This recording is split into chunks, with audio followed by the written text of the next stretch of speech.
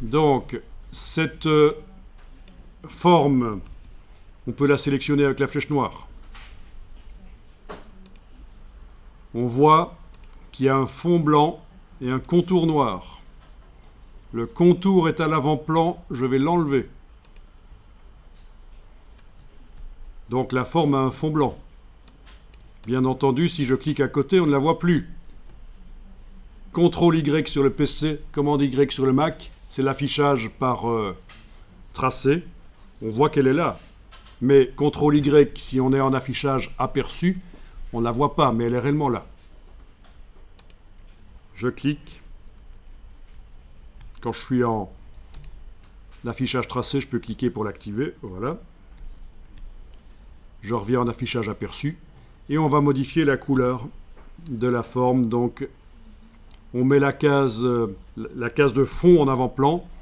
Et par la palette nuancier, menu fenêtre, nuancier, on va appliquer une couleur. Vous appliquez la couleur que vous voulez. N'appliquez pas un motif, parce que ça complique un peu les choses. Il vaut mieux appliquer une couleur.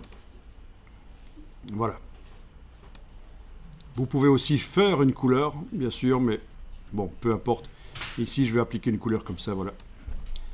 Ah oui, au fait, vu que c'est pour faire une brush, il vaut mieux appliquer du noir. Bah oui, oui. Oui, oui, quand on fait une brush, il vaut mieux que ce soit du noir. Donc, je vous ai enduit dans l'erreur en disant de mettre une couleur, parce que le but d'une brush, c'est de pouvoir, au moment où on l'utilise, mettre la couleur qu'on veut.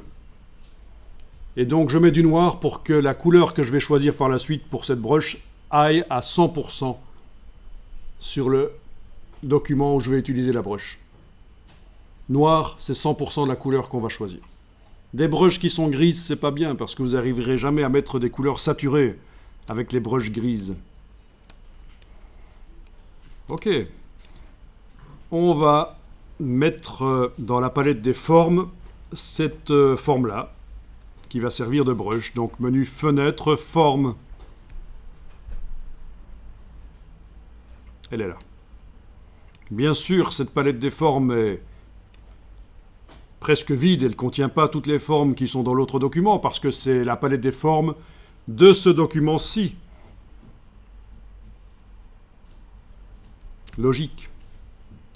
Si je passe à l'autre document, l'ours, en cliquant sur l'onglet, la palette des formes est remplie. Mais si je suis dans le document création brush, c'est la palette des formes standard avec quelques brushes qui arrivent. Alors, cette forme de goutte que vous avez faite, vous allez la déplacer dans la palette des formes. Un petit signe plus devrait apparaître. Là, vous lâchez le bouton. Et on vous demande, dans la boîte nouvelle forme qui apparaît, quel type de forme vous voulez faire. Vous allez choisir forme artistique.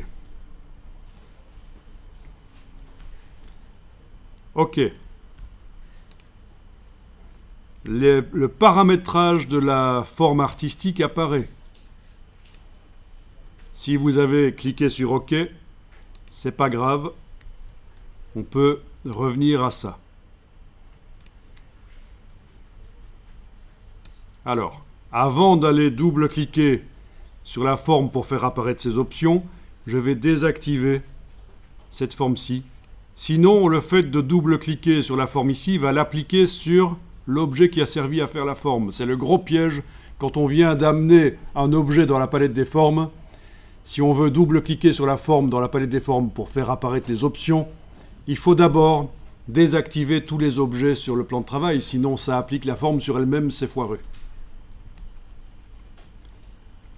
Donc on double-clique sur la forme, les options sont là. Vous voulez que je vous montre ce qui se passe si on avait gardé l'objet sélectionné au moment où on double-clique sur la forme ici?